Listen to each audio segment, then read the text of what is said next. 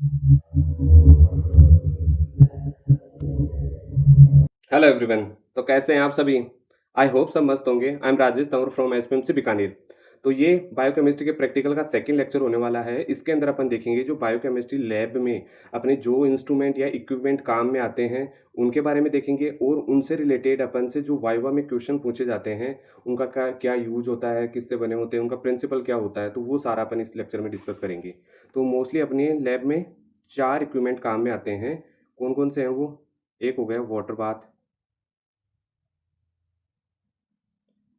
Second हो गया centrifuge machine, third है ऑटोक्लेव, और फोर्थ है हॉट एयर ओवन। तो ये चारों अपन इस लेक्चर में कवर करेंगे एक एक करके। उनको डायग्राम से देखते हैं। स्टार्ट करते हैं पहला वो हॉट वाटर बाथ से। तो हॉट वाटर बाथ क्या होता है? इस तरीके का इंस्ट्रूमेंट होगा। आप लैब में जाओगे जब बायोकेमिस्ट्री की, तो वहाँ पे देखोगे इस तरीके का ये कोई इंस्ट्रूमेंट रखा होगा। ये इधर से ओपन होता है, ओपन होगा, और अंदर क्या होता है, इसमें पानी भरा होता है, और जो टेस्ट ट्यूब का स्टैंड होता है ना, वो रखे होते हैं इसके अंदर। जैसे अपने को किसी टेस्ट ट्यूब को वाटर बाथ में रखना होता है, तो उस पे अपन लेबल लगाएँगे और इसमें जो स्टैंड होगा उसके अंदर रख देंगे। ठीक है? लेबल क्यों लगाते हैं कि अंदर मान लो बहुत सारे सैंपल हैं तो वो मिक्स ना हो जाएँ, इसलिए उनकी लेबलिंग भी करते हैं। और यहाँ पे एडजस्टमेंट होता है, टेम्परेचर, अपन टाइम, ये सारा फिक्स कर सकते हैं अपन। ठीक है? तो इसका प्रिंसिपल क्या होता है, ये क्या करता है, जैसे इसमें पानी होता है वो गर्म होता है, तो उसमें जो हीट होती है वो टेस्ट ट्यूब में जो सैंपल रखा होता है उसमें ट्रांसफ़र होती है। तो उससे क्या होता है, जो सैंपल होता है, सॉल्यूशन होता है, उसको हीट मिलती है और फिर वो रिएक्शन कैटालाइज़ होती है। तो ये क्या करवाता है, कोई भी रिएक्शन होती है उसको कैटालाइज़ करवाने के लिए ऑप्टिमम टेम्परेचर या हीट प्रोवाइड करता है। और इंक्यूबेशन फॉर सेल कल्चर, कोई भी सेल कल्चर होती है जो माइक्रोबायोलॉजी वाले करते हैं मेनली, तो उसमें भी ये काम में आता है। तो सेकंड है सेंट्रीफ्यूग मशीन। सेंट्रीफ्यूग मशीन क्या होती है, इस तरीके की होती है। इसमें क्या होते हैं, यहाँ पे ये सॉकेट होते हैं, ये देखो। तो इसमें अपन ने ये लास्ट लेक्चर में पढ़ा था, ये क्या होती है, सेंट्रीफ्यूग ट्यूब होती है। तो इस सेंट्रीफ्यूग में अपन सैंपल डालेंगे और इसको यहाँ पे फिट कर देंगे, और फिर इसको ऑन करेंगे तो ये क्या करेगा, रोटेट करेगा। रोटेट करेगा तो ये फिर इसमें जो भी पार्ट होंगे वो क्या होंगे, डेंसिटी के अकॉर्डिंग सेपरेट हो जाएँगे, ऐसे बैंड बन जाएगी इसमें अलग-अलग। तो ये क्या करता है, centrifuge machine rotate the sample and separate on the basis of density. Density के बेसिक बेसिक पे क्या करता है, इनको सेपरेट कर देता है, बैंड बना देता है इसमें। तो separation of the blood component, isolation of the DNA. तो जो अपने ब्लड के कंपोनेंट होते हैं उनका सेपरेशन भी किससे होता है, सेंट्रीफ्यूग मशीन से करते हैं अपन। तो ब्लड बैंक में भी काम आती है सेंट्रीफ्यूग मशीन। थर्ड है ऑटोक्लेव मशीन। ऑटोक्लेव मशीन क्या है, ये किसमें काम में आती है, स्टरलाइजेशन। ये क्या है, एक स्टरलाइजेशन मेथड है। इसमें क्या होता है, स्टरलाइजेशन बेसिकली दो टाइप के होते हैं, मॉइस्ट हीट स्टरलाइजेशन और दूसरा है ड्राई हीट स्टरलाइजेशन।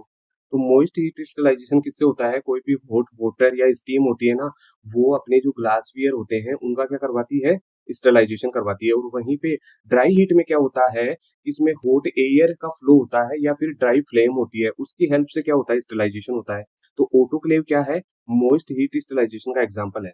तो इसमें क्या होता है, autoclave is the most heat sterilisation and steam destroy the all microorganism. तो इसमें क्या होती है, स्टीम होती है, वो क्या करती है, अगर अंदर कोई भी माइक्रो ऑर्गेनिज्म होगा ना, उसको क्या कर देगी, डिस्ट्रॉय कर देगी और स्टरलाइजेशन करवाएगी। इसका यूज क्या होता है, sterilization of the medical, pharmaceutical and laboratory equipment. तो लैब के अंदर या फार्माकोस्यूटिकल लेबोरेटरी के अंदर जो भी इक्विपमेंट अपने काम में आते हैं, तो उनका स्टरलाइजेशन किससे करवाएंगे, अपन ऑटोक्लेव मशीन से करवाएंगे। लास्ट है हॉट एयर ओवन। तो हॉट एयर ओवन क्या होता है, इससे नाम से पता चल रहा है कि हॉट एयर का फ्लो होगा इसके अंदर। तो हॉट एयर का फ्लो होता है तो वो किसका एग्जांपल होता है, ड्राई हीट स्टरलाइजेशन का एग्जांपल होता है। और ये फिर क्या करता है, जो भी माइक्रो ऑर्गेनिज्म होंगे अंदर, तो उनको डिस्ट्रॉय करेगी, और जो था ग्लासवेयर उनका क्या कर देगी, स्टरलाइजेशन करवा देगी।